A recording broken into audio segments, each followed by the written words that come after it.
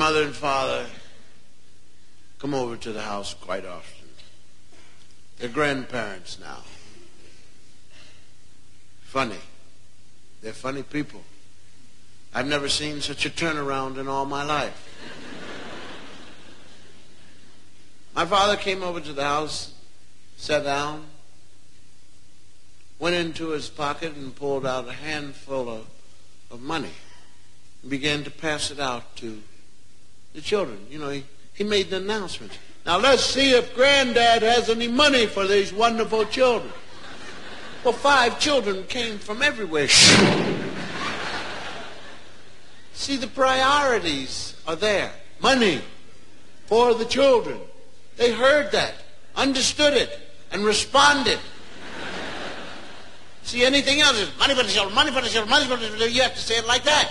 Come here, come here, come here, come here, come here, come here. So they can hear.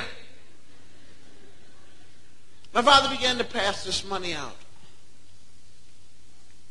And I thought, this is the same man who, when I was his child, I would ask him for 50 cents. This man would tell me his life story. And my father never told a happy story. For 50 cents, there never was happiness. The man ate dirt till he was 30 years old. That's all it was dirt. And he was thankful to eat that dirt. That's the part I couldn't understand. No matter how much he suffered, he'd always say, and I was thankful to get it. My father walked to school 4 o'clock every morning with no shoes on, uphill, both ways, in 5 feet of snow. And he was thankful. I asked my father to give me $1 for the school picnic. He told me how he killed a grizzly bear with his loose leaf notebook. Now he's giving money away. My mother kisses every child. Well, just come here and kiss your grandmommy. Grandmommy just love it to death. And my children think that my mother's the most wonderful person on the face of this earth. And I keep telling my children, that's not the same woman I grew up with. You are looking at an old person who's trying to get into heaven now.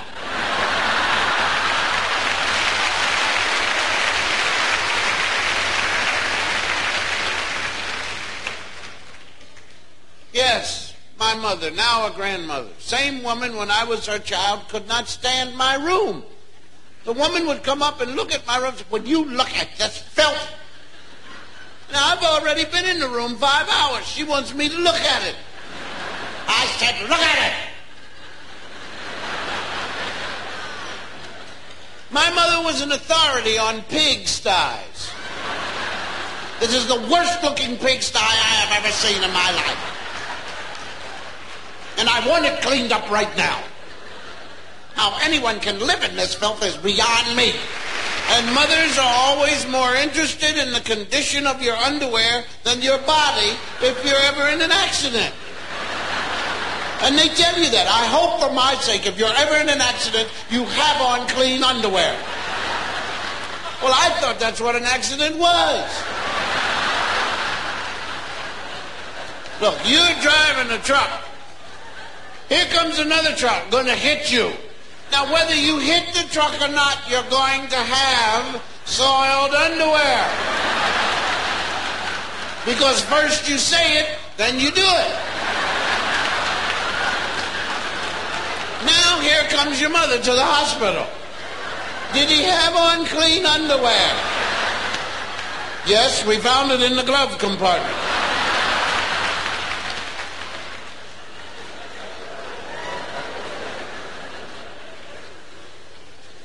I love it when they get so angry they can't remember your name.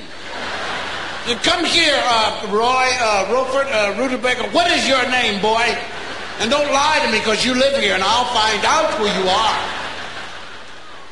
Take a stick and knock your brains out I always wanted to get some calves' brains. Keep them in my hand. My mother hit me in the head, I'd throw them on the floor. But knowing my mother, it wouldn't work. She said, put your brains back in your head.